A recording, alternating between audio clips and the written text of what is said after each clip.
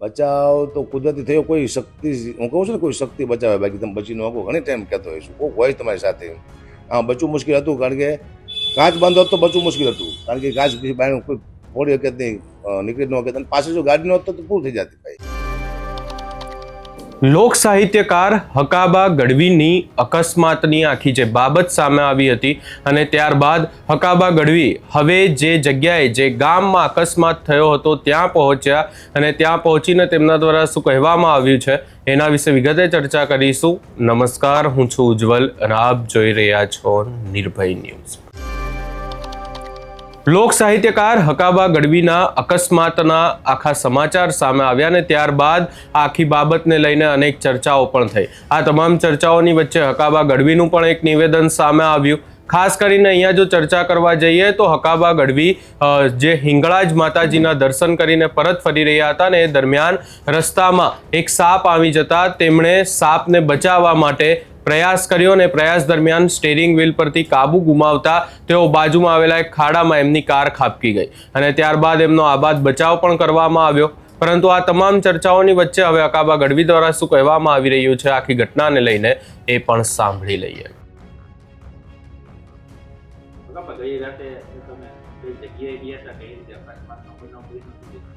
અમે ગયા હતા, હિંગળાજમાનું મંદિર છે પીપળા, એટલે બૈસાબ કરતી જવાય, અને હિંગળાજમાના દર્શન કરીને વર્તા વેરા અને 50-60 સ્પીડમાં મારી ગાડી હતી અને વચમાં ભોગા મહારાજ એટલે સાપ આડો આવવાથી મેં કાબુ ગુમાવ્યું સ્ટીરિંગનું અને ઊંડે ખાઈ રેતીમાં નદીની એમાં ખાબકી.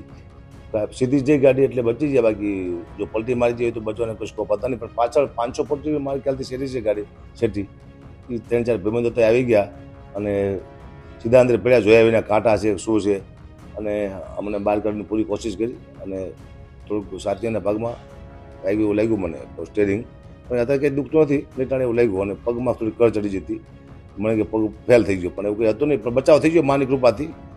કોઈ કામ લાગી ગયું, ખેડૂતના આશીર્વાદ હોય, માની કૃપા હોય, કોઈ ગરીબ માણસ ભૂલથી કંઈ કામ થઈ ગયું આપણું, કોઈ બે શબ્દ હારા બોલી ગયા હોય તો આ બધું કામ વસ્તુ કરતી હોય છે. બચાવ તો કુદરતી થયો, કોઈ શક્તિ, હું કહું છું ને કોઈ શક્તિ બચાવે, બાકી તમે બચી ન શકો. ઘણી ટાઈમ કહેતો હોઈશું, કોઈ હોય તમારી સાથે. હા, બચવું મુશ્કેલ હતું, કારણ કે કાચ બાંધો તો બચવું મુશ્કેલ હતું, કારણ કે કાચ પછી બહાર કોઈ ફોડી શકે નહીં, નીકળી ન શકે. અને પાછળ જો ગાડી ન હોત તો પૂરું થઈ જતી ભાઈ. આ ધીમે ધીમે ગાડી તો ધસતી જતી હતી, અત્યારે લગભગ ગાડી અંદર વહી જતી. 2 કલાક ઉભર્યા તો ગાડી અંદર પણ વહી જઈ ધીમે ધીમે, એટલે અત્યારે તો આપણે પૂરા થઈ ગયા. પણ માને કૃપાથી બચી જાય. અને હું તો બધાને કહું છું કે સરકાર પ્રશાસન કે એનું કીધું કરવું. મને એવું હતું કે કોઈનું કીધું ન કરવું, પણ અનુભવ થયો કે ચોમાસાની અંદર કોઈ ખાડા પડ્યા હોય છે, ભૂવા પડ્યા છે, રસ્તા અજાણ્યા હોય છે, ભૂવા પડ્યા હોય, કોઈ જનાવર નીકળે, કોઈ સાપ નીકળે, એને બચાવવા માટે આપ કાબુ ગુમાવી દો તો અકસ્માત થાય અને મરવાની કોઈ શક્યતા છે. તમારા બાળકોને બચાવવા માટે, તમારા પોતાના જીવને બચાવવા માટે સરકાર અથવા પ્રશાસનની તમે વાત માનવી એ મને આજ ખબર પડી. હું જો તો હિંગળાજમાં માતાજીના દર્શન કરવા માટે હિંગળાજમાં અને વર્તાવેલો પ્રશિક્ષિત થયો.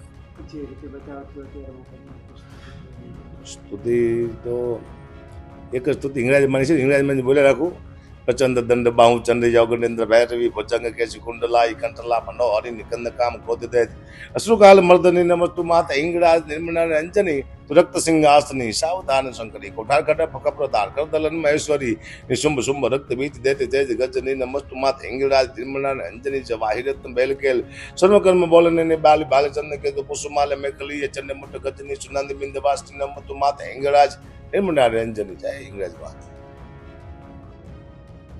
હાલ બાબત એ જ છે કે હકાબા ગઢવી એ સ્વસ્થ છે અને એમને ક્યાંક ને ક્યાંક આખી બાબતને લઈને જો ચર્ચા કરવામાં આવે તો તેમણે ભગવાનનો પણ આભાર માન્યો છે કે એમનો જે રીતે બચાવ થયો. આ સમગ્ર બાબતે તમારો શું અભિપ્રાય છે એ અમને કમેન્ટ કરી જરૂર જણાવશો ને અમારી ચેનલ નિર્ભય ન્યૂઝને લાઇક, શેર, સબસ્ક્રાઇબ કરવાનું ભૂલશો નહીં.